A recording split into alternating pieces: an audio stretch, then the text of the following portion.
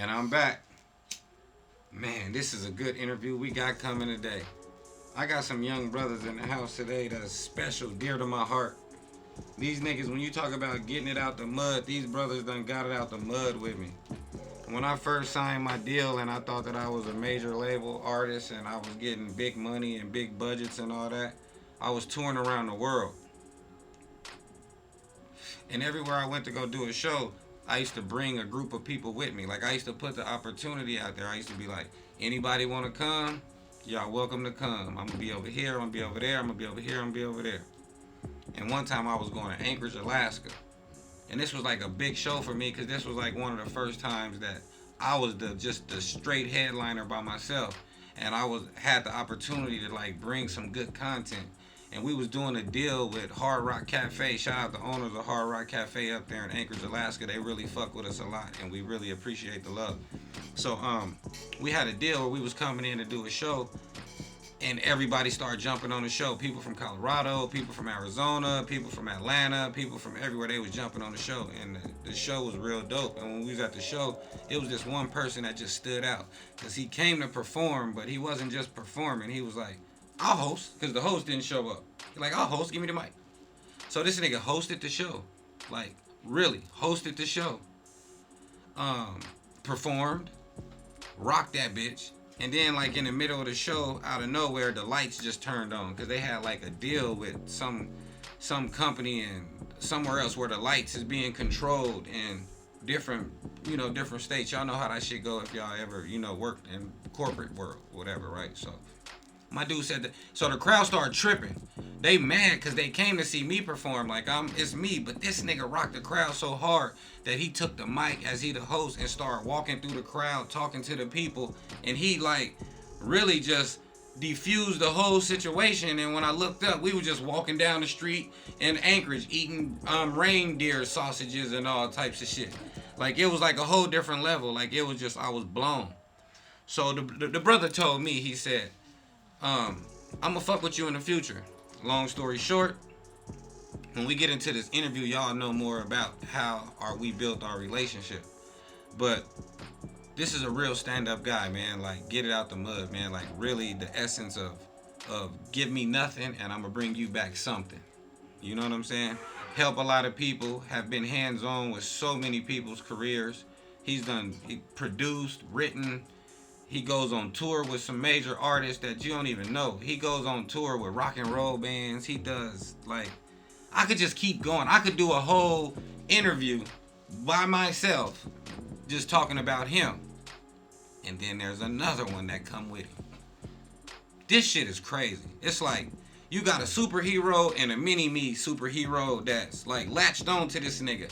You ever seen that movie where it was like them two twins and the one was like connected and he was like sold into him, like, and they had took him out of his brother and he was like, no, like, we want to stay together. And they took him apart and then the nigga went and got his brother and sold him back on.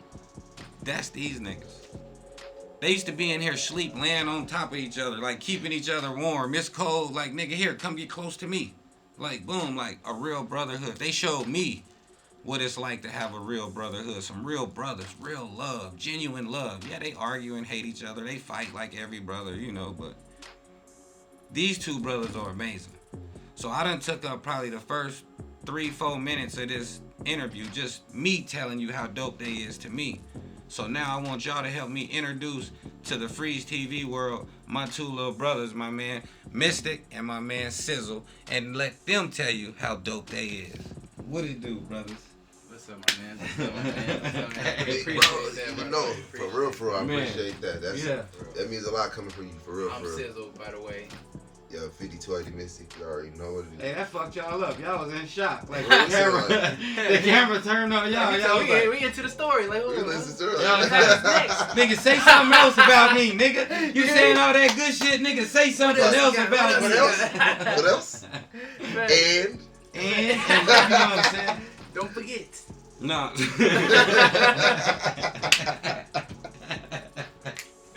So look, man, before we get into how I know you guys, let's tell the world how y'all started this, where y'all come from, cause y'all don't even come from Arizona. Right. So tell these people about yourselves and tell them where you come from and give them a little background story before we tell them about how y'all took over my city. Facts. You give them Denver, I'll give them Yeah. Atlanta. From Denver, Colorado. Both of us from Denver. Montbello, to be specific. 50-50 to be most specific. You know what I'm saying? But just the music shit just came basically. My dad being one of the more popular DJs in Denver, I learned how to scratch and do records first. And then, funny story, when Chris Cross was my first concert, and I was the biggest Chris Cross fan. And that's why I wanted to do music and rap. You know what I'm saying? So, like, been recording and doing all that shit up myself since I was, like, 13, 14. And, like, I don't know where this nigga came from, man. Like, middle schoolish, high schoolish, he just got super dope. You know what I'm saying? Became a dope artist himself. So, like, we came from Denver and had a real popular following in Denver. We had a big group in Denver that created the sound of what Denver is today. Hold up. You just skipped over a whole bunch of shit. You said that you grew up with a popular DJ as a father. Mm-hmm. Yeah. You also said that you started working on shit when you was a child. Mm-hmm. Where did that come from? And what was it like growing up with a father who was a popular DJ? Does your father support your music now? Is he a part of your crew now? What is it like? Like, what was that like? Like, Okay. you've lived a whole life with a dad as a dope-ass DJ. So, it's not by chance you ended up being the dope-ass mystic. Right. So basically with that story and that situation was like my dad, we didn't live with him. Like we seen him sometimes. But like when I was younger, he started me with the DJ stuff. The rap shit really came from like I said, me watching Chris Cross videos at home and listening to Doggy Style tapes based off of the fact of like how much music he introduced to me being so young. And so like with him, the way it kind of affected us was like he used to be in our ear. Okay, you know those kind of people that like give you all the negatives before the positives and things. That's me. Yeah. Facts. He Yeah, was, that's me. but He would give us more negatives than really existed. like you know, how but you would still give the positives though. You know what I'm saying? Right. Yeah. He would just throw the negatives in my face and try to not get me to do it. I understand now why. Yeah. But I used to like, I'm not listening to this nigga, man. I'm like, all right on, Pops. I get it. Yeah, it's dangerous. Cool, whatever. Yeah, I get it. They be holding niggas for money. I get it. Cool. I'm about to rap though. You know what I'm saying? Like, and so like with me, it was like one of the things where I grew up kind of broke. You know what I'm saying? So like, I had to learn how to make music myself, like without having to pay an engineer to do it. And so like that's where the engineer shit came from. Where like, it's like you don't really have like our father. He was there. You know what I'm saying? But he wasn't.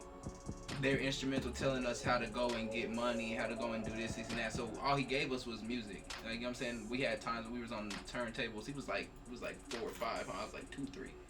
He was on his record label on the turntables. I'm on the microphone. That's my brother. You know what I'm saying? Like on the microphone, literally at 2, 3 years old, behind my brother, and he's scratching. So that's the only thing we really had from our father. So that's all we really knew. You know what I'm saying? So we didn't go try to make money like other kids would, you know, like other fathers teach the kids, yo, go do this, go do that, get this money, do this, or you can even emulate, watch. We didn't have that there. All we had was music. So we was in the studio. He was making studios, and you know what I'm saying, like how he said I kind of came out of nowhere. I was watching him. You know what I'm saying? Once I became like 5, 6, and I started to realize what he was doing, I was like, okay, I want to try it too. You know what I'm saying? Like, and then. I started off with football, and then my mom was like, "Don't do football," because she messed with her head, seeing me get tackled and shit, messed with her head. So she was like, "Stop doing that." So I came out of that, and once I got out of that, I didn't have nothing else to go and do. Mm-hmm. You know what I'm saying? No, I have friends outside, but what's that gonna result in? I'm in the house with him now. You know what I'm saying? Yeah. So he's making a studio in there. You know what I'm saying? Like he's in there building the studio. So okay, let's go record. Let's go do something. You know what I'm saying? So in actuality, your pops is really the blessing. Yeah, absolutely. Yeah, because I tell him all the time. Yeah, he's really the one who like really gave you the football per se. Facts. You know what I mean? Which would be the turntables and the microphone and the mixer and to make you who you are. Yeah, absolutely. You know what I'm saying? So him not being there or being present as much as he could have been was damn near like he really was there. Yeah. Yeah, absolutely. You know what I mean? Yeah. Like Which is indirectly. Which is Yeah. why we've always maintained a Yeah. good relationship with my father. Like, Yeah, you love know, him to he, this day. Shout out to yeah, Pops. shout out my pops. You know what I'm saying? Like, and now he sees like, okay, I'm gonna push the record for y'all. I'm gonna do, you know, like, because he sees how serious and how for real, and not only that, how good the music is coming out. He like, So how important is that to like, cause, and I interviewed Nove the Zoner the other day, and Nove was saying in his interview how important it was for him to just be good enough for his dad. And whatever that was, and whatever dynamic it is, how important is that growing up to just be good enough for your parents? I feel like you're making your parent proud. my mom, Yes. my mom has always instilled like she believed in us. But my dad, him being a DJ, my number one dream was just for him to push a record for me. Yeah. So that was huge for me. Facts. Huge for me, and like he did when my first single that I really did really well, that got notoriety in my city, he pushed that, and I appreciated him so much for it, and that's really the reason why I took off and I left Denver, because I saw that it was a possibility for me. Like, okay, my whole city, they playing it in every club. My dad's actually rocking with it. My mom knows the words to the song. They playing it on the radio. Okay, I'm gone. Okay, this is the ceiling for my city, you know. And so like with that happening, you know, that was important for me, for my dad to, you know. That was like, at that moment, that was your I'm good enough moment. Yeah. And it wasn't just like he pushed it. Let me explain to you what he did. Around that time, my dad got us to talk to John Platt. You know who John Platt is? No, give us some game for the people who don't know. Big John Platt is a executive at EMI. Wasn't it Sony too? EMI. But he comes from Denver though. He comes from Denver. And he is just a huge exec, and is somebody that grew up with my father though. You know what I mean? Who my dad knew as He handled Jay-Z publishing. Handled Jay-Z's publishing. It's a few other people too. You know what I'm saying? I don't like to name drop through all of it. He dips into he does a lot of stuff for a lot of big names. So my father got us into his graces, got us to perform in front of him, got us a lot of different stuff. You know what I'm saying? My dad pushed us at that point, like seriously. You know what I'm saying? Like he wasn't there still at that point. He still wasn't there constantly, but he still made opportunities. He threw a bone. Appear there, that wouldn't be there without my dad being there. You know what I'm saying? So I'm glad that you said that, because that's so valuable, man. Like just giving him his props. Yeah, for sure. You know, like just reaching out, like good looking, my nigga. Like yeah. You know. Yeah, he definitely deserves it. He definitely do. Because that's valuable, bro. Like not only having that moment to where you feel like I'm good enough, but also knowing that by me being good enough, you got my back. Period. And that right, them two going together is what I think push a lot of kids into NBA, NFL. Yep. Push them into doing great music and doing, because when you know that I'm good enough for the people I love, and I'm also gonna get the support from the people who I always wanted it from, because now I'm good enough. Exactly. Facts. Oh man, that's an amazing feeling, Absolutely. man. So, what was school like in Denver? What was it like in Denver growing up in Denver as a youngster, man? Was it cold? Was it what was it like? Because out here it's the desert. We don't know nothing about mountains. You know, we got mountains, but we don't got them type of mountains. Yeah. We don't got snow. Real we don't mountains. like what was that like, man? When just a footnote, the mountains. Okay, so you know how like y'all can go to like South Mountain, it's like right there, like 20 minutes away. The mountains for us is an hour away, so we don't even see the mountains usually. Like, and I'm from the hood, so like my section is like, we grew up in gangbang culture. Like being from Park South, or like being from 1800, or being like that's so Denver has the same type of culture. Yeah. History fact. Denver was the second their city. Politics are different in the gangbanging, but they have the same. You mind elaborating on that a little bit? Just taking the viewer who's sitting in Arizona, in Phoenix, Arizona, who just watched FREEZTV, and now they seeing some cool guys that they looking at who are from Denver. Yeah. Like take them into your neighborhood real quick. Okay, so basically, let me do a comparison to kind of give it an easier understanding. So here in Phoenix, if you're watching, you from Phoenix, it's like you got Park South, you got Lindo's, you got 1800s, you got the Maryville niggas. So you got like these different sections of the city, right? In Denver, we got Montbello, which is northeast. You got Park Hill, which is going more west, and then you got the east side, which is the original black neighborhood of Denver. 5 points. The 5 Points downtown, and then you got Aurora, which is it's a different city. It's like Glendale and Phoenix. You know what I'm saying? So like Montbello, where I'm from, is like the newest community out of all three in Denver. The east side is all Crips. That's just the Crips. There no Bloods over there. There's no blood sections over there. Park Hill is all Bloods. Ain't no Crips over there. Montbello, where we from, is mixed. So you got Crips and Bloods over there. You know, and like growing up, you got like people around you, like to where it's like the people around you really kind of help steer who you're gonna be. Yeah. Like if you grew up around number Crips, 9 out of 10, you're gonna be a Crip. Like, you know what I'm saying? Like it is what it is. Like, but like with us, we grew up around a lot of Crips, and like we used to do all that extra shit, but like just grew up. You know what I'm saying? Like and just really truthfully, back then we made choices too that again our father's blessing there steered us away from that. You know what I'm saying? Made it him and being at home making studios and stuff like that. Us being at home made us not go outside and gangbang.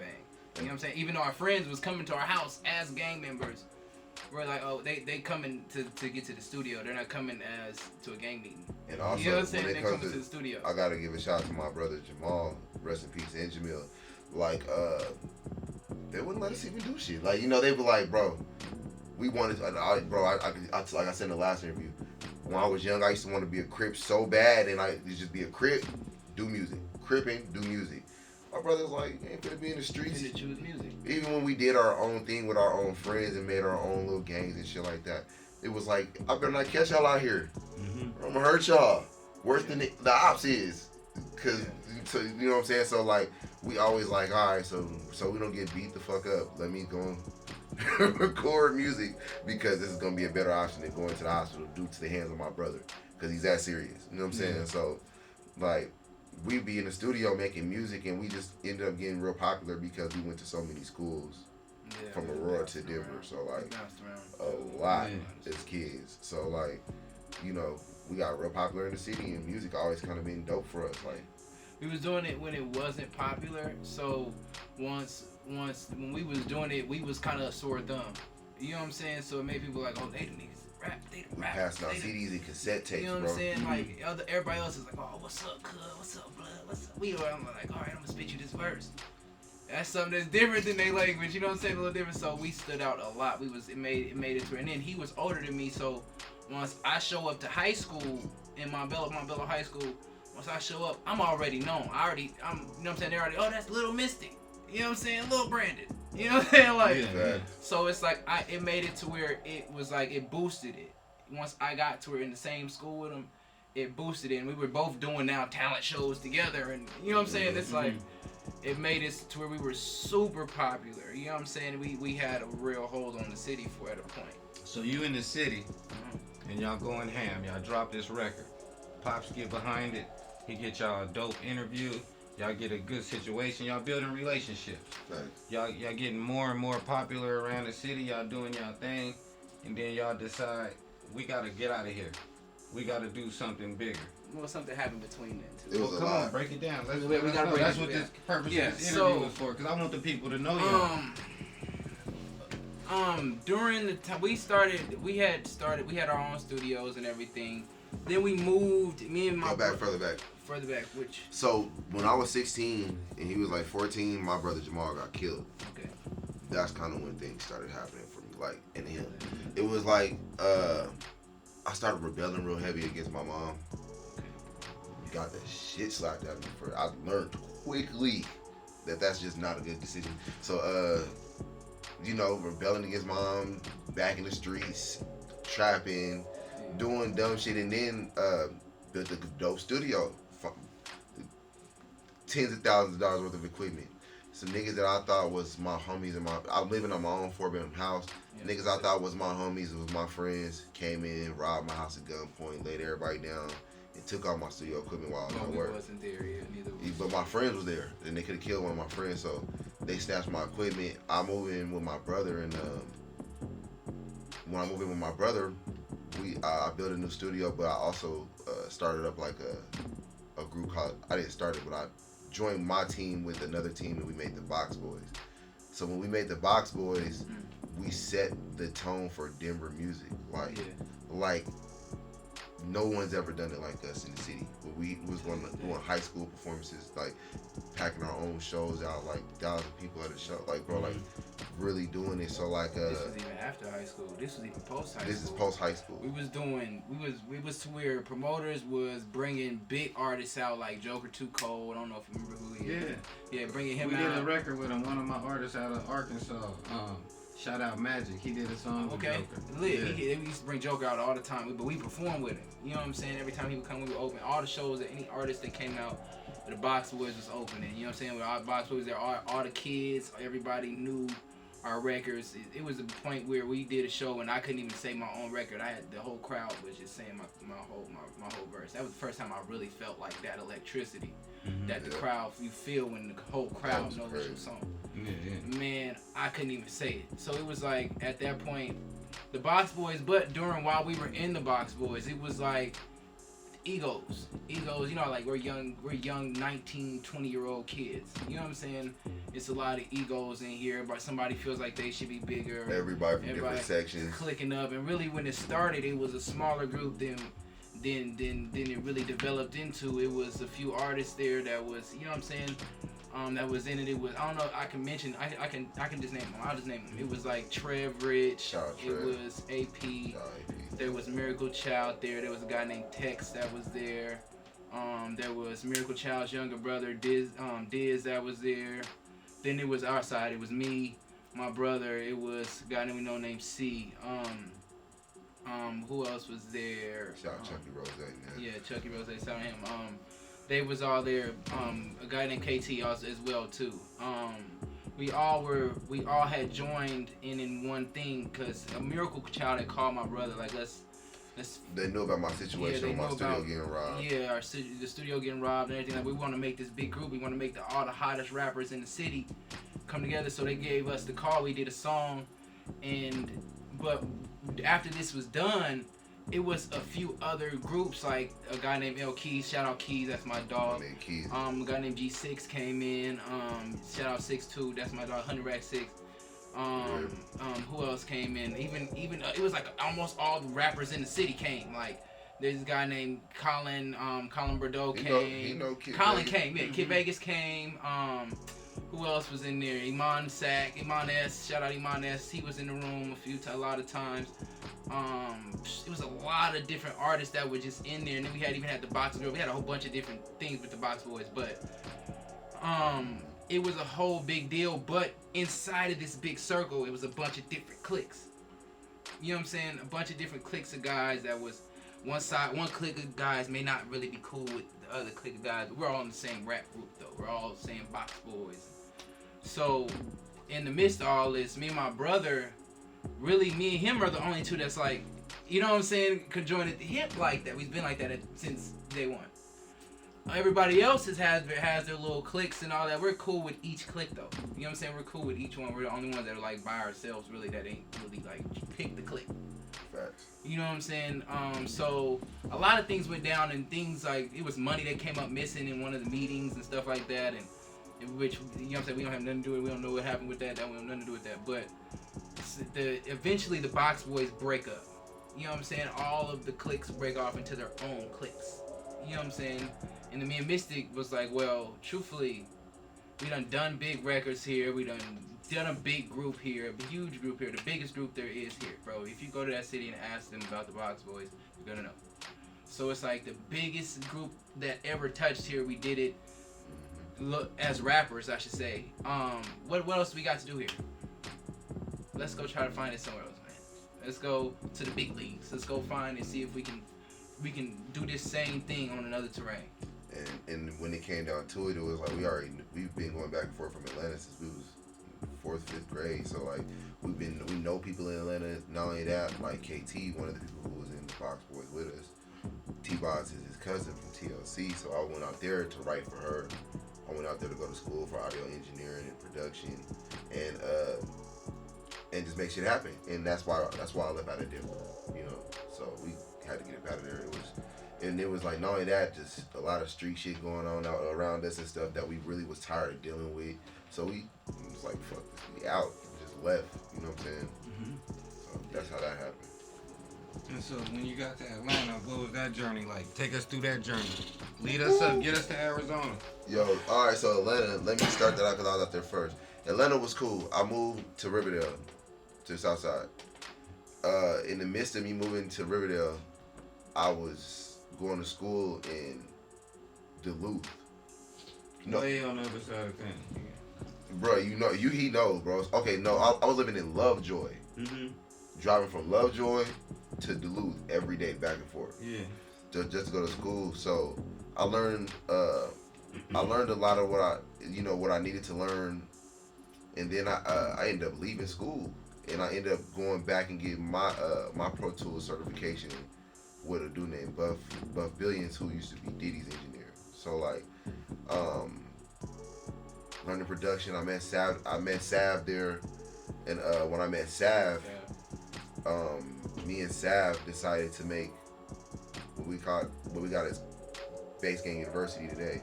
So of course it's my brother, so he's gonna be involved in it. Mind you, he moved to Atlanta like a good, what was it? How long was it before I came? Probably like 6 months. 6 months before I moved there too. Before I moved there with him, he was out there in school and stuff, and I was in Denver. So when he moved to Atlanta, when he moved to Lovejoy, when we moved to Atlanta, we moved from Lovejoy to Riverdale. Yeah. It's cool at first. We working a job, we chilling, we going to the club, we kicking it with celebrities, we going to the party, we doing songs with people. I'm writing hooks for niggas. Black Hollywood. It's hard. Black Hollywood. Eventually, we don't work this job no more, and we let certain people come. Yeah, I was gonna say you gotta tell. We let people come and stay with us. We were young, making bad decisions. Yeah. Eventually, started trapping. Well, look, man, let me break it down. He'll probably be able to break this down better part of the story down, man. Cause okay, so while we working these jobs, a friend of ours. No, let me back up. So while my brother's in Atlanta, I had signed a deal to a guy that said he worked for Universal. So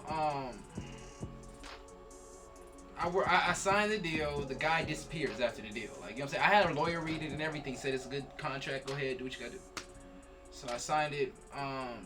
He disappears. I'm like, okay, what? They like shelved the thing what he was doing? But okay, cool. So we get to fast forward. We get to Atlanta. He calls my phone. I'm like, bro, I done got robbed. I lost everything, man. I don't have nowhere to go. I don't have my IDs. I can't get a hotel, nothing, man. I'm like, come on, I stay out here. Come on, what you doing? So he comes to the crib. He never leaves at that point. I don't understand what happened, bro. So every day we ask him, like, bro, how you gonna get some money? Okay, if you gonna be here, you gonna give us some money? What you doing? You know what I'm saying? Like, how you living? So he's like, yeah, man, you know, the deal we signed is still up and stuff is still intact, bro. So I'm gonna try to get the label to just throw us a check to start you up. I'm like, cool, great. So he one day walks in the house with like 4 checks, with up to like, what was it, like 11.5 thousand. I'm like, he's like, yeah, this is just to get us started up. This is a kickstart for us. Let's just get this going. I'm like, cool. All right, I go open the bank account. I put the checks in there. I'm like, we're all carless at that point. And then you know how being carless is on the south side of Georgia. It's not. No, you're not going nowhere. They didn't have a bus there at that time. Right. So you're in the middle of nowhere. You're lost. Nowhere. So at that point, I take some money out. I take $2,500 out and buy us a car. Everybody in the house can. You know what I'm saying? We all got this car. I go back the next day because I was gonna get a feature from Young Jock. Young Jock is one of our homies, one of our dogs. We used to kick him all the time. Shout out Jock. We used to kick him all the time. He's like, I'll do the feature for you for $2,000, bro. Go get it. I'm like, all right, cool. He's like, do the video, everything. Come on up here. Come on. I'm like, cool. All right. I'm like, so I get the song done. I send it to Jock. He's like, let's go. He's like, all right, we gonna go I gotta get the money out. I go to get the money out. My account is negative $900 some odd thousand. I'm like, oh, they about to take me to jail, bro. That's some money. Like, I ain't get all that money out. Like, so I I leave, you know what I'm saying? I go back to the house. I'm like, bro, what did you do? Like, what's all this? So he's like, oh, bro, I don't know what's going on. Like, we just gonna call and we can figure out what's going on, bro. But because I still got the other checks though. I haven't cashed the other one. Like, it's like 3 more. I only put 5 bands in there. So he's like, yeah, man, you just open a different bank account, man. I don't know what's going on. You just put them in a different bank account. Me being naive, now that I know he's scamming. Now I know he's a scammer. But back then I didn't. You know what I'm saying? So I'm like, all right, cool. I'll go to try to make another bank account. They're like, nah, man, you can't make another bank. That's a fraud mark you got on your account. You know what I'm saying? You can't make another bank account. So I'm like, all right, cool. So I go back and I'm questioning him. He done bounced around. He done took and got another like a studio or office. Yeah, he got like office or something, and he ain't been back. Like, he won't come back to where we at, like, at all. He's writing checks from place to place to place to place to go to pay for these places, and when the check bounced, he just moved to another place. Yeah. That's what he was doing. I guess what he had was people's account information that was passed away, and he was using it to write checks from their accounts, and the checks would bounce because the accounts is closed, but it's coming from real accounts, so they're gonna cash it. Like, if you go to a certain bank, it's gonna come available immediately. Like Bank of America, Chase, certain ones, they come available immediately. So that's how I got to pull $2,500 out and not have to worry about the rest of it. You know what I'm saying? And then I come back and it's a fraud mark because what I pulled out is money that's stolen. You know what I'm saying? So he disappears and all that, and mind you, the guys that was with us there that like was living with us was kind of thirsty. So they're looking like, well, shit, can you give me some money? You know what I'm saying? So mind you, one morning I had found a job. I was the only one that had found a job at the time. Footnote, pause before this. Before the job thing, when you went to the bank that day, he hopped up, went to the bank, got pulled over. Oh, I ain't even told that part of it. Oh, that's after this? Yeah. I thought that was before. Hold on, no. Let me finish telling it. Oh, okay. So. I'm sorry.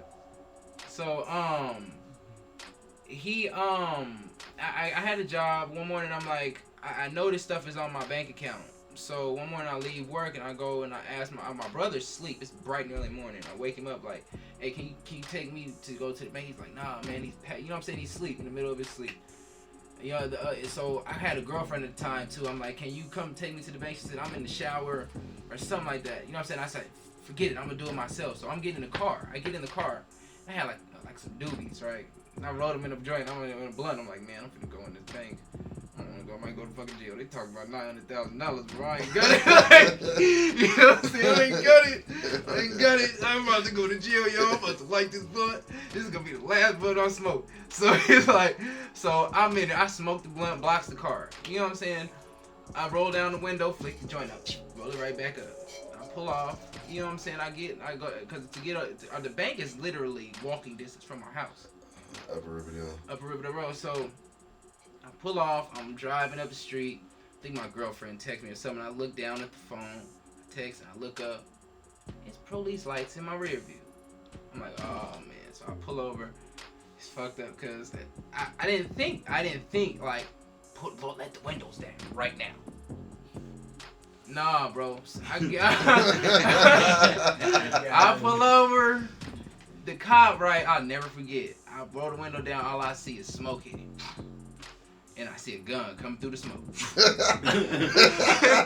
Get out of the car right now.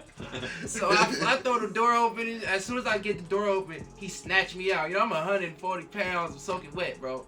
Nigga snatched me out. He slammed me on the hood. Boom! I'll never forget. It's a black cop with a gold tooth. I'll never forget. I don't know which one of y'all on that force got that gold tooth, but boy, yeah, this one right here, boy. He picked me up, slammed me, boy, and they was like, he was fucked up, cause that's why I went to jail. This is why I went to jail. I deserved it a little bit, but so they like, do you got a license? I said, yeah, I just left it at home. At the time, my license suspended. Like, yeah, I left it at home. You said, you lying? You got your license? I said, no, I ain't lying. So he's like, I'm gonna look up your name. Okay, I said, all right, man, fuck it, cause I can't give his name. I had already done that before. So I can't do it again. So I'm like, fuck it, I'm gonna give my name. So He looked it up. He's like, yeah, you're going to jail today. You know what I'm saying? They looked in the car and seen, because Mystic had a pistol. And they looked and seen an empty magazine in the car. They're like, oh, you a shooter, huh? You're in there getting high, finna go shoot something, huh? They roughed me up, all kind of shit, bro. They fucked me up, bro. So they put me in the car, take me to jail. I get out, right? As soon as I get out, the dude is there. The dude that with the check stuff is there. I'm like, so, bro, what's going on? And what's wrong with these checks, bro? What's going on? He's like, bro, ain't, you know what I'm saying? They just, I guess they pulled the plug on us. You know what I'm saying? He's lying, you know what I'm saying? Lying again. So he wiggles away again. But when he wiggles away this time, the niggas that was with us wiggle with him. Mm-hmm. You know what I'm saying? They left with him like, nah, this is where the money's. I'm gonna follow him. He got this office and all this. You know what I'm saying? They sleeping in the office with him. You know what I'm saying? Like, so, me and my brother, the homies that, the people that in the neighborhood around this time that got to know us, the neighborhood got to know us. So, a couple of the people from the neighborhood named Danielle and her cousin Zach, you know what I'm saying? Which Zach is one of my best friends, Yellow Boy. Shout out Yellow. Yeah, I love you, dog. You know what I'm saying? But Yellow Boy, he showed up. You know what I'm saying? And my homeboy Ski too. Shout out Ski. I love you too, my nigga. Them two, they showed up and was really right there with us. Like, look, man, I know y'all. Because I lost the job when I went to jail. I lost the job I had. So all the rest, and now we're just all flat broke again. You know what I'm saying? Trying to pay rent, trying to survive. You know what I'm saying? Trying to eat, trying to smoke weed, do everything we want. We don't do as normal. You know what I'm saying? Niggas out there. So it's us four really. Me, him, Ski, and Yellow Boy, and they're scraping money together every day to get to smoke a dime together. You know what I'm saying? To smoke something. You know what I'm saying? We in there all coming together, get to all of us to smoke some food. I mean, eat some food together. We all got one food stamp card to eat off of. You know what I'm saying? We all in there living like that. So we at one point, you know what I'm saying, got to where we had started doing dirt to really eat. You know what I'm saying? We started going out of our element, going outside of what we was our means to really make money. You know what I'm saying? Tell y'all the reason why I left Atlanta. And I told this in a song too. I told the whole story in a song too. But we had already gotten to kind of verse into trapping in Denver, but we had started to rob people. You know what I'm saying? In Atlanta. You know what I'm saying? So on one particular mission, my friend, we did it really sloppily. We did it the wrong way, and they it walked went to the wrong. lick. No, we didn't walk to the lick. Let me tell you the story. So, my homeboy gets impatient, and he wants to go hit the lick. His brother's there with him too. He's like, bro, just chill. Just wait, bro. Just chill. He says, no, I'm going to hit it. So he jump up and walk out. My homeboy, Yellow did. He's like, man, I can't just let this nigga walk out. He's like, let me go get this nigga. So he walked with him, you know what I'm saying? Like, let me go run up on him, you know what I'm saying? So we wait. Ski gets there. My homeboy Ski gets there. That is what happened. Ski's like, what's going on? We all out there like, nigga, this nigga just laughing. You know what I'm saying? We out there tripping. And so we jump in the car. We go grab them. When we get there, they're already there. We get there and you know what I'm saying? The lick goes down. I'm just gonna put it that way. You know what I'm saying? The lick begins to go down and things go wrong. Terribly. So we go running out of the house. As we're running out of the house, we hear ping, ping, ping, ping, ping, ping, ping, ping. We're like, oh shit, you know what I'm saying? And we run around the corner and we get to the car where none of us is yelling nothing. Everybody, we all thinking we all cool. One of the homies like, I'm hit. We're like, oh fuck. You know what I'm saying? So we all jump in the car. He get in the car. He's like limping like to get to the car. He gets in the car and he take his shoe off. It's a clean little bitty hole through there. Like a little 22. Bitty hole. So it's 22. You know what I'm saying? Clean little bitty hole. So we get him to the house. He's bleeding everywhere. You know what I'm saying? And so he ain't supposed to be out there. He on probation in Mississippi. He's on parole in Mississippi. Parole in Mississippi. He's not even supposed to be in Atlanta. But he's out there doing shit with us. Yeah, so, tripping. Doing the wrong shit. The wrongest shit. Don't ever do this, y'all. Never do it. Don't do it. Just Footnote, I was at the house. He was at the house. I was but so these niggas, we pull back up and this nigga bleeding everywhere. we gotta stop the bleeding somehow because he can't go all the way back to Mississippi right now. You know what I'm saying? So we burned his whole clothes. You know what I'm saying? We burned it with a spoon. Hit it with a spoon. A hot spoon and made it stop bleeding. You know what I'm saying? He kept having to hit it throughout the night just to keep it to stop. You know what I'm saying? To stop it from bleeding everywhere. You know what I'm saying? Gross. When it's a bullet inside a wound, it's not gonna stop bleeding until the bullet's out of there.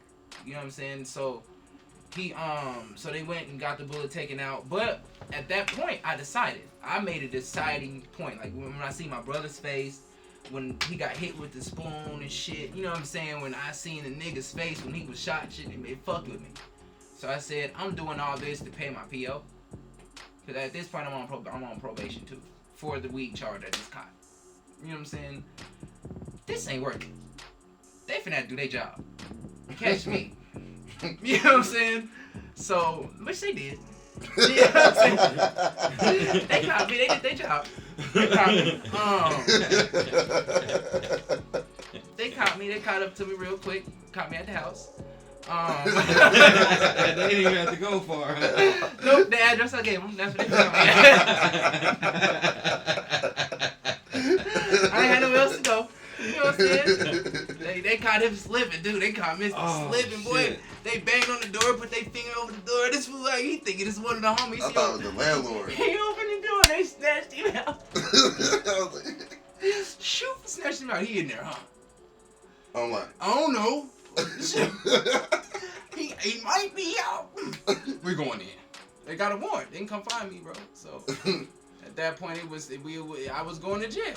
You know what I'm saying? I went to jail. I did 6 months. I was supposed to do they gave me a whole year, but they give you time and a half for every day you in there. So it's 2 days for one, for one. And I did trustee too, so they let me get up out of there. You know what I'm saying? But then when I got out, there was nothing there. I was gone. He was gone. There was nothing there. We couldn't get a job fast enough to keep the place and all that. So when I'm in jail, he has to move. You know what I'm saying? Yep. Mm-hmm. That brings us to Arizona. Because my mom moved here after we left Denver. And my aunt lived here. And she just loved Arizona. So she It's beautiful here. Everyone comes here and they can't leave. Got up out of here. They say you come here on vacation, you leave on probation. You feel me? I ain't gonna touch no more probations. Man. I didn't do fair with the last one. So now y'all dip out of Atlanta. Yeah. Man, I'm glad you woke up. Like I said, I was at the house. Yeah. That was a deep one, man. Hey, man, it was a tough time. It was a dark time. Yeah.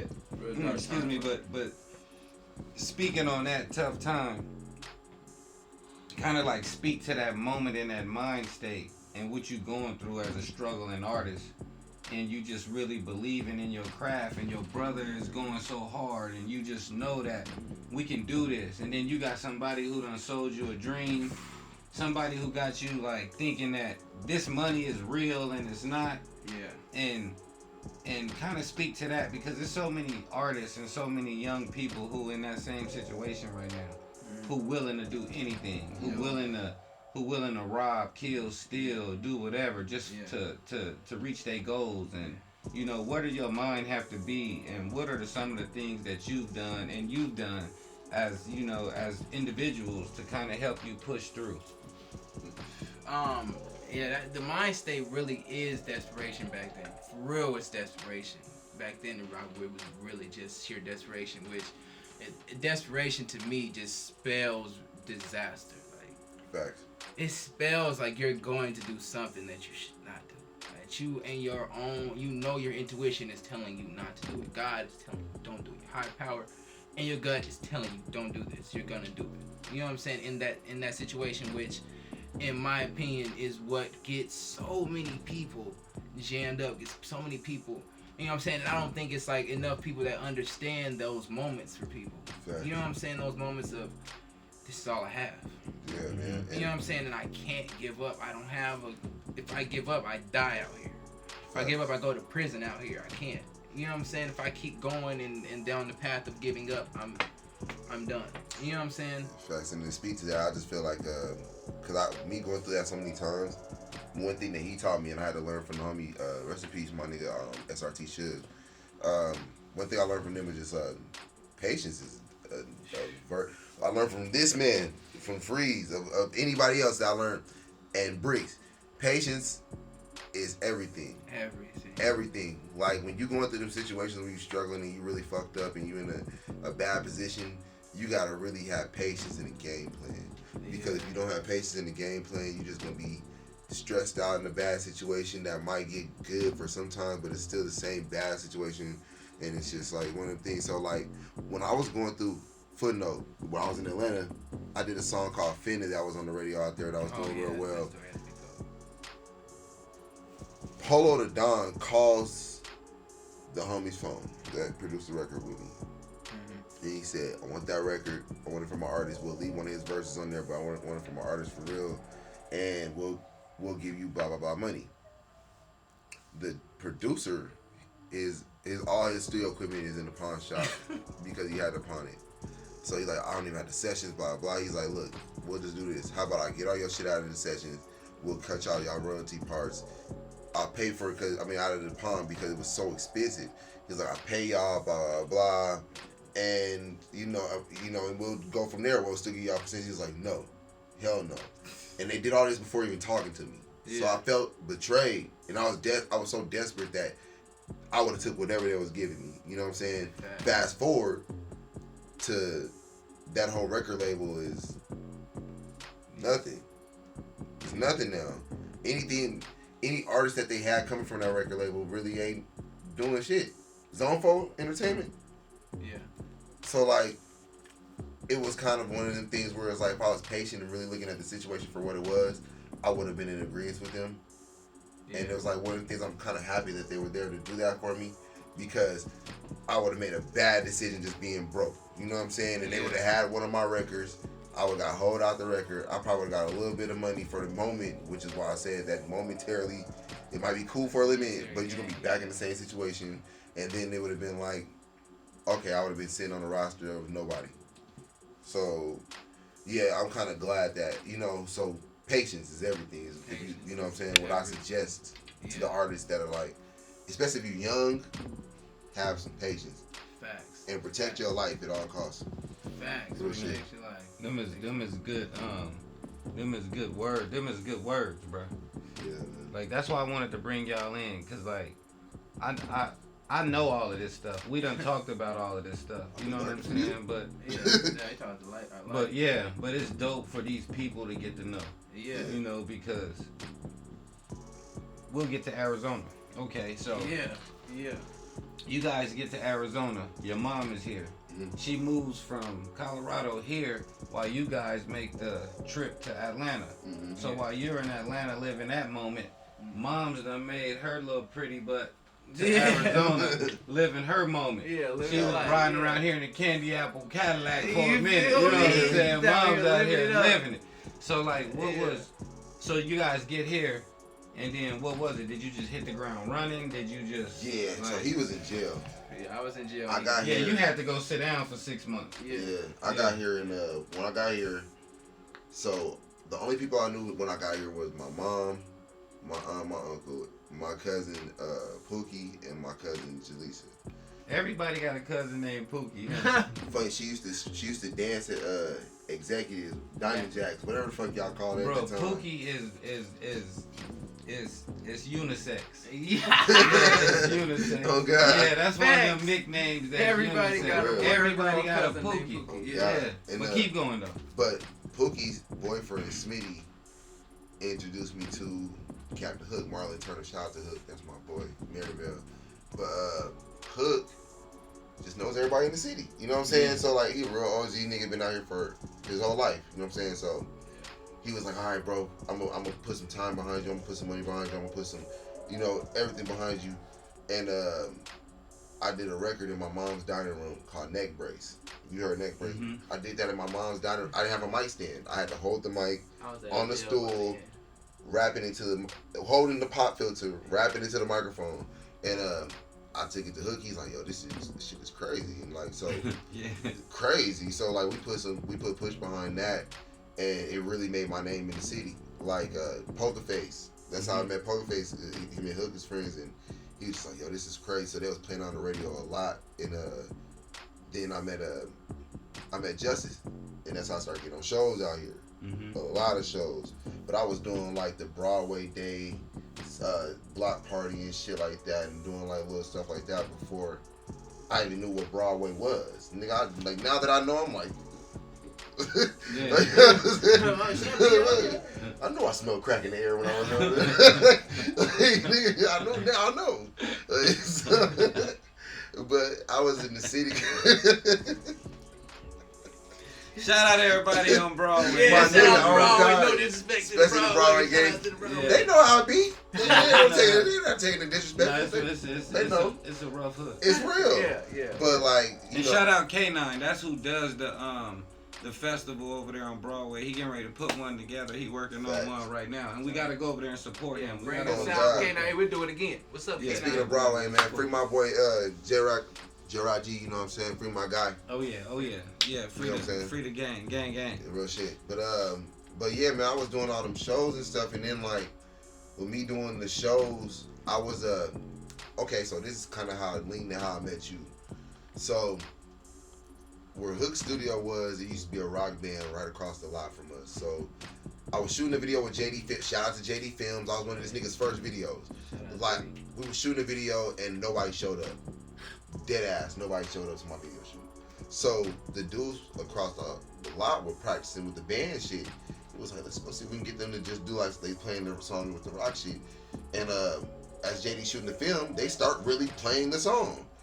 And I'm like, that shit sounds crazy. So we got it together. We started performing that shit around the city, and we did one of Justice's first shows when it was the Underground Railroad or some shit like that. Mhm. Man, we killed it, and from that point on, he would put me on all the big shows with the bigger people, and then like Hannibal Lake was one of the people who was instrumental in like me meeting a lot of people too, because we both from Colorado, so like he tapped in with like Automatic Love and shit. So like I met Brittany and her family are real close with John's family. John V. Shout out my nigga John V. Hey, You know what's what I'm up, saying? John V? My man, y'all know what it is. John V Yeah. is that's my everything. Yeah, You know, man. So with John, when I quit working 9 to 5s, I was trapping stolen hoverboards and shit. I was doing all kind of wild weird shit. And it was like my last load of hoverboards. I was like, well, fuck it. John said I can go do this show in Anchorage, Alaska. This nigga named FREEZ. I'm already on tour. Let me just stop in the middle of my tour and just go out here and do my shit. I'm gonna leave from Seattle, go to Alaska, and come back on a date, on like a turnaround trip.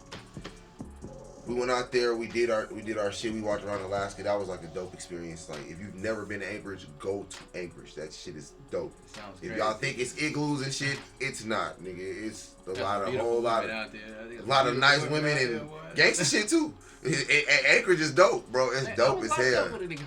Anchorage is dope. So like, as we out there, I converse with FREEZ and tell him like, you know, I got this equipment at my house. I really don't like niggas at my house. I'm trying to find a building. He's like, nigga, I got a building. And here we go. You know what I'm saying? Like, so like, you know, but then shit, I moved in over here and then it was popping for a nigga after that, man. Popping. I went through a lot of learning lessons and bumping heads and being young and man. I think this is the first place where I really seen and felt iron sharpening iron. You know what I mean? Like where I really seen like you know how like the structure I felt like we didn't have, where our father wasn't there, that was missing. That was what we learned in here. Yeah. You know what I'm saying? Shit. We learned on the job. You know what I'm saying? On the job. You know what I'm saying? Learned all of that in here. The discipline, the self-discipline it takes to make a business move. We learned it right here. You know what I'm saying? In small details too. You wouldn't think that learning how to sweep the floor would teach you how to run a business. Learning how to, I was just gonna you know what I'm bring saying? that up too. Like, You this would nigga with these the sweeping floors. smallest thing. But then when you get your own business, how often you sweep that floor, you gonna realize how much that really meant to have to sweep that floor every day. To know what it meant to have to clean those windows every day. To do what it, you know what I'm saying? To make sure that it stays done. Those little things are instrumental to keeping your business flowing. You know what I'm saying? Look at Quick Trip versus Circle K. And how often Quick Trip, you see Quick Trip people going through that. You know what I'm saying? How often you see Circle K members, just two of them behind the, you know what I'm saying? Man, it's just crazy. Think about it.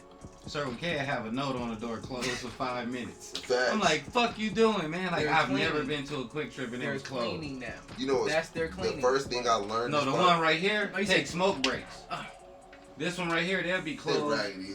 This one is They hella always- raggedy. They always been We raggedy. Yeah, they out there, right there should be Yeah, smoking, right telling you, I'm closed for 5 minutes. Hold on, like. You put that cigarette Oh, out. Let me get these chips. I'm coming here for Hey, it. oh God. You know me. You've been seeing me. You know me. Nah, but Put your cigarette out. First time I learned about, like, I thought, and I was like, damn, I thought about FREEZ when I opened my studio up, because this is the first time I had a studio with, like, a big building.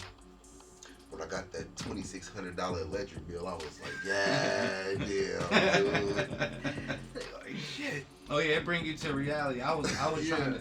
There's a couple engineers that work in here that I was explaining to one day. I was like, bruh, like, he was like, man, I make you money every day. I was like, you do, but you make money every day too. Yeah. And the that's what I money was that looking you like. make every day, you take home. The money I make, The money I every make every day just goes pay. to this. It just pay the light bill Facts. or the water bill. Go to handling this. Yeah, I don't even, I don't get to take none of it Tell them home. open up a studio of their own to see how it feels. Yeah. Man. Or the deposits on business accounts is wild. Oh yeah, and I Wild. done had a lot of them disconnects and Yeah. return-ons, and You feel me? Well, it'll introduce you. Yeah. But through y'all struggles of being over here with me, it was dope, man. Like I say all the time on the camera, I had just went through an indictment. I was trying to figure out what was going on. Like when I met y'all in Alaska, I was on a high. yeah. I was on tour. I was, it was that time. Like I said earlier, like we didn't have a host didn't show up, so you stepped up to be the host. You and my man Colin, y'all turned that bitch out. And Cusino, shout out Cusino, y'all turned that bitch out. That was Like, super like, lit. you know what I mean? Super lit. That's why they turn the lights on. Y'all y'all had that bitch lit. But Mad as hell. but through all of that, I was like I had went from so high to so low that quick. That was crazy. You know what I'm saying? And y'all was right there with me. And y'all helped me. You know what I'm saying? And it means a lot. And I'm saying it here on the camera, and I'm saying it, and I say it a lot just when I'm talking to people, that a lot of times the people that you around when you going through them moments, them people is who determine what direction you gonna go. Facts. You know what I mean? Because you could, at that moment, I was like, if it wasn't for y'all and Mello and Hypno and the different people who you would just come hang out with me. You know what I mean? Like, But he was having them just here as friends. Like, just Yeah, everybody. yeah. Like, niggas, just you stop having all these motherfuckers.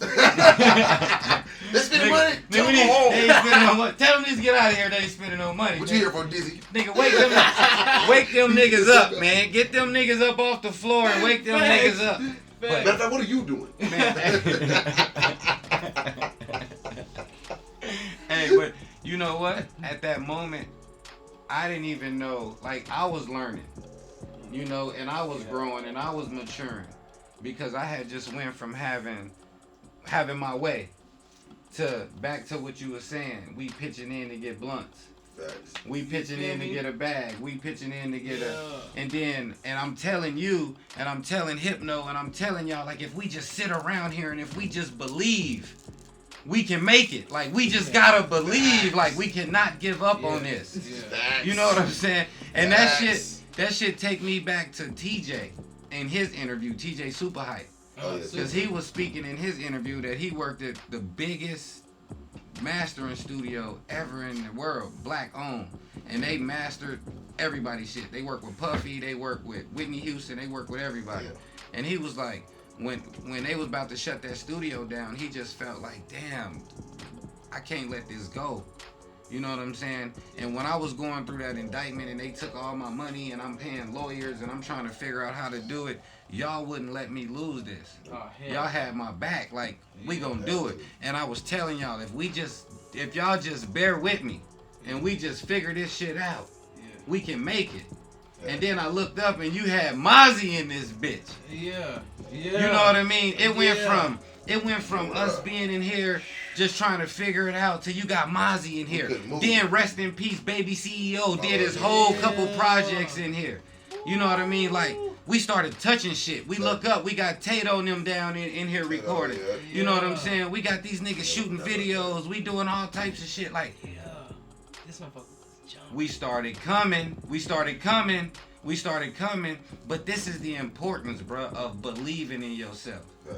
And at the same time that you was watching it happen, I was watching it happen too. You feel me? I just was playing a different role on the team. Yeah.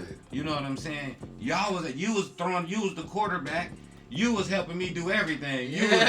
You was the offensive coordinator. Everywhere. But you know what's crazy? Listening to your story when you said that y'all was trying to figure some shit out, and you was like, "Then I got a job." I was trying to. Yeah. Remember you did that here? Yeah, I did. We was here, you know what I'm saying? I'm sleeping in a chair like this. Y'all niggas clowning me like, bro, you about to hit your head on the table. I'm like, nigga, leave me alone, nigga. I'm leaned out, nigga. We so pulled up though. Facts. We just like, we in a weird zone, you know what I mean? And rest in peace, little TK and all of the different people y'all used to bring through here, man. Like, it used to be so many people that came through here that, you know what I'm saying, like at them moments, it's just like you need all of that to keep your spirit going and keep you going. Yeah. But, man, forget all that reminiscing. This interview is about y'all. What y'all got coming next, man? Hold on. How in the fuck did y'all start this clique? Let's talk about this clique that y'all started. Yeah. How the fuck did this happen? Because when y'all left from here... That's kind of how it happened, yeah. Yeah, but see, when y'all left from here, it was a power move. You know, Mystic and my cousin went together. Y'all built a dope studio up north. So y'all was doing some other shit. It was a power move. Right. So, but when y'all bust that power move, out of nowhere came the crew. And then now you got Rum Nitty, which is the best rapper in the world on the battle rap scene. He's he's the reigning champion right now on battle rap. He's part of your crew. You got Dizzy part of your crew. You got Sizzle part of your crew. It's you and the crew. It's D-Baby. And it's blah blah blah blah blah blah blah blah blah blah blah blah blah. It's a whole bunch more. You can name them all. But what I'm saying is, where did that inspiration come from, and how did this movement come together, and how did y'all start moving the way y'all moving, bro? A lot happened in that gap between there. I was A just lot gonna say. happened in that little gap. So we left from over here. We went and made the studio up north. Now when we made the studio up north, my mindset was on money at the time because I was kicking it with J-Rock. So we doing a lot of shit that we wouldn't really regularly be doing in the studio, dealing with J-Rock. You know, I don't even have to say too much to you. You already know. Yeah, you trying to get the bag. So sack chasing. Yeah. So at a point in time, and shout out to him, he already knows what happened and everything. Bro got on drugs. Shit started getting bad, and he went to jail, and we lost everything. And so at that point, I had to figure out something quick. I got a loan from my mom. Shout out, Mom. Thank you, Mom. You saved everything. Shout out to my mother. I cried tears, bro, because they was putting us out. And so, like, I went and got a building down the street the same day and just ended up moving into a new building. And it was the first time I ever had my own shit just by myself. Paid my mom back, like, the first week. Yeah. And then after that, you know, I was booming. Clients, daily clients. It was the first time I really was able to pay my bills completely with just the studio. You know what I'm saying? It was by itself. But at the point, I still lived in my studio. You know? So, like, I didn't have a house to take care of. Right. So, you know, I'm doing all that, living with my mom's, blah, blah, blah. The owner of that studio I just got said some wild, weird, racist shit. So, I'm like, I gotta move out of here. I found the building on Indian School in 30th. So I moved over there, my second studio. Way easier. I'm making a lot of money, but it's like the Carter of office buildings. Yeah. Bruh, bathroom, elevator smell like pee. It's about 10 churches in there. Yes, Oh my bro. God. Yes. African churches too. Yeah. They still, and no disrespect to the Africans. I got some African in me. I'm like 93% Nigerian. I did my ancestry, but Africans in that building smell like a lot of must, boy. That thing is heavy. That draft is harsh. Cause boy, people smoking blues under the stairs and stuff. I watched a woman overdose and die in front of me, bro. Like in that building, it was wild. I started getting myself together, getting a little bit more money and stuff. Start doing back-to-back placements, back-to-back placements, and like raise my prices up more on my beats and stuff. And so like after that happened, I started getting more money, and I moved into my own solo solid building, which is where I'm at now. You know what I'm saying? And that's kind of been the journey, man. You know what I'm saying? From like, you know, it's been crazy. It's been wild. Man, y'all done took him on a cold journey. This has been roller dope. coaster, right? It's a roller coaster. We got a movie. I'm listening to I y'all talk told like him the other damn. day, like, bro, we're gonna be a movie, bro. I told him the other day, literally said, bro, we're gonna be a movie. I can already see it. I can already see it in our But the movie's still being written, so what's next? It is. What's next is actually us accomplishing that dream of music. Is us actually being able to put up the money for ourselves and fund our own music dream and put up our own, you know what I'm saying, do our own thing, which we've stepped into those shoes of being our own men and funding ourselves in every way. In every way, we've got our own studio. We've got, you know what I'm saying, our own business ventures and avenues that we've opened up. We've got different businesses that we have, both of ours, that are different, that are opened up, that funnel us both money. You know, in which now we have different avenues of getting the music out as well, to different PRs and different platforms that we've learned of, and taking the time to be patient and diligent and actually study what we're trying to do. You know, we taking the time out to figure out what can blow us up, how much money would it take, where can we give this money to, who can get us in certain positions, who can do what. So now we're going to capitalize on that. We've actually finally found stable ground. You know what I'm saying? After going from Denver, Atlanta, getting to Arizona, we found stable ground here now. Now we're gonna use that stable ground as leverage to jump. You know what I'm saying? Fact. To go higher. You know what I'm saying? That's the goal. That's where we're trying to go, in my opinion. Yeah, and as far as like, just we finally got our budget behind us, and like the music is better. Like, I finally feel like I reached a place in production where I'm comfortable to like, even with all the placements, I finally feel comfortable enough to where I'm like, all right, I can make a radio hit now. You know what I'm saying? I started making beats in this studio. I made my first beats in this studio. In this room. You wanna know why? Because I was broke as fuck. And I had to do something because the studio time wasn't enough. It wasn't money. Like how dude said, y'all make you money every day. He was like, yeah, I'm making money. Let me figure out some way that I can make me some money every day. You know, so like separate. I had to. Separate. I had to. You know what I'm saying? And shout out to Woe Nice. Woe Nice was the first artist I ever produced records for. And you know, and I thank bro all the time for just giving me that opportunity. So like, you know, the production's taken me pretty far. So now I've made some relationships. I've tapped in with some people where I can get my production places, and I can take the music and put some money behind it here, and it'd be a good look everywhere. So like we really just networked ourselves into a place to where now if we put the money up, it'll be effective. You know what I'm saying? We're not just nobody's coming like, yeah, I got $10,000, put me on say cheese. That nigga like, yep, give me all of it. When you ain't supposed to, you ain't even gotta give him all of it. You know what I'm saying? Facts. So it don't even cost It all don't of cost all of it. You know what I'm saying? Man, take the 500 say cheese. You know what I'm saying? So you know what I'm saying? So What's your name? So before we get out of here, y'all got any last words? Anything y'all want to leave the people with? Anything encouraging? Any positive things that y'all want to project out there to these people, man? Cause y'all some good dudes, man. It's good energy. It's good vibes. So what I'm picking up on just coming from this conversation is just perseverance, man. Overcoming, like not letting no mean no, just not letting no walls stop you, not letting hurdles stop you.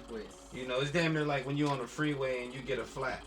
Do you just get out of your car, or do you pull over, put the spare on, and get the fuck, keep going? And that's what y'all been doing. Y'all been pulling over somewhere safe, and y'all been putting on spares, and y'all been continuing. And all now, those spares. You feel me? Now all 4 donuts. You've been rolling 4 donuts. You feel me? Nigga been riding on them little black ones too. Them little bitty black ones on 4 of them. 300 miles max on this one. Hey, but so like I just thank y'all, man, for being how dope y'all are. So if y'all want to just tell these people something encouraging for the youngsters who watching this right now, like what could you give them? Give them some game. Be patient. Don't give up. Be dope at what you do. Know the truth and understand the truth as far as like if it's not good for you, it's not good for you. And I want to say something to the older niggas, and I say this in every interview I do, be better big homies. Yes. And I say, and when I say, better big homies. that's That's the saying, our motto. Be that's- better big homies. which means, you know, lead your little homies to be better people in society. Period. Stream my new single, Broke the Mold. Shout out to all the BGU artists and producers, and you know, Dizzy D, Rum Nitty, Tusso, Chucky Rose, Sab Looney, SD Uchis, Sizzle. It's a lot of things. Yeah, shout out to all of them. I just want to say never quit. Never quit. Never quit. And in the Bible, it has a good quote in there. It says, study to show thyself approved. Study everything you want to do. Facts. If you want to do something, study how the best person did it. Study what their moves, their traits, you know what I'm saying, the things that they did that made them great. And emulate. It's not bad to emulate. You know what I'm saying? Facts. And don't copy. I'm not saying don't copy. But emulate traits. You know what I'm saying? You can do that. You know what I'm saying? Work ethics. You know what I'm saying? You don't emulate they traits. Emulate what they doing, how they got to that, how they go. You know what I'm saying? Focus on that. That'll get you there fast. You know what I'm saying? And yeah, like Mystic said, shout out to all the BGU members and shout out mom, dad, y'all. You know what I'm saying? Throughout the story, you hear what y'all did. Thank y'all. We appreciate y'all. Shout out to FREEZ. You know what I'm saying? Shout out to FREEZ. Thank you. That's another thing I was gonna say. FREEZ. Thank you. You know what I'm saying? The things that it's things that I ain't even talk about on this camera. You know what I'm saying? But that we both know. You know what I'm saying? That thank you. You know what I'm saying? The things that you taught us, the things that you showed us, the things that sometimes we didn't want to learn at the time. You know what I'm saying? And we took hard-headedly. You know what I'm saying? And it was just like, I'm saying, like, you know what I'm saying? They sunk though. What you said sunk in. You know what I'm saying? And thank you for saying it. You know what I'm saying? Thank you for moving the way you moved at that time. Even though you were going through something, we was going through something too. You know what I'm saying? We helped each other through it, like you said. You know what I'm saying? And didn't even realize that we was doing that. You know what I'm saying? And so what you did, there's no favor to return for what we did for you, because you did it. We returned the favor right there in the moment. You feel me? Like it was the equal thing. You know what I'm saying? So we appreciate you for that. From the bottom, we love you for that. You feel me? From the bottom of our heart. You know what I'm saying? For real, forever. You know what I'm saying? That we had that when we wasn't around. We had that feeling. We had discussed that, like, bro. Regardless of how it was, bro, how things went or how we left or whatever it was, bro, that's love there, bro. Like, you know what I'm saying? That's always love there, bro. Because what was shown there, what was taught us, bro, to us, bro, we never were the same after this. You know what I'm saying? We moved a whole way differently after we was here. You know what I'm saying? Yeah. So we appreciate that for sure. Man, I appreciate the love, man. Tell these people where they can find y'all. Social medias. If they want to buy some of your beats. Just look up 5280 Mystic. If you want to buy beats, you can find us on BeatStars, our YouTube, Bass Gang University. All of our beats is on there. All of our music's on there too. And then any of the social media is just 5280 Mystic. Yeah. SIZZLEFOO, SIZZLEFOO. On all social medias, on all platforms, on all streaming platforms, everywhere. You know what I'm saying? We got new stuff coming. Look for that Bass Gang University out now to Animal House. It's out right now. That's all. The whole gang is on there. We got a mini movie out. I'm finna show it to FREEZ too. We got a mini movie out with the whole gang in it. Everybody has starring parts and all that kind of thing. And that thing, go watch that on YouTube. It's on the Bass Gang University channel as well. Man, thank y'all for coming out. Yeah, Well, I'm gonna have y'all back because it's, you know, this is a never-ending story. Facts. We gotta do part this two. This is with the whole crew. Yeah. Oh, We need to have chairs everywhere, you know. Yeah. Like, They get to tell how they met us and how they came in. Yeah, we need to get Ron Yeah. Nitty up in here, man. We need to tell that story, man. One of the best, you know, battle rappers in the world right now, man. Yeah, People definitely. beating on the door, people trying to get in. They might want these niggas autographs. You feel me? But y'all know the routine and y'all know how this work, man. Y'all gotta like, comment, subscribe. Y'all gotta hit the notification thing, hit the bell, click the all that shit, and you know what I'm saying? That's how we can get the algorithm and we can get boosted so more people will fuck with us so that we can show people these niggas so you can fuck with these niggas. You feel me? Like it's all a cycle. Like we all have to help each other so we can help each other. Because there's certain people who need to be highlighted and that's what we trying to do. So if you out there and you want that sound, hit up Mystic. If you want them features, if you want just some type of feel good, something in your spirit, hit up Sizzle. You know what I'm saying? And if you want the best battle bars ever, whatever, you might want to hit Mystic because he's a ghostwriter too. You know what I'm saying? Real shit.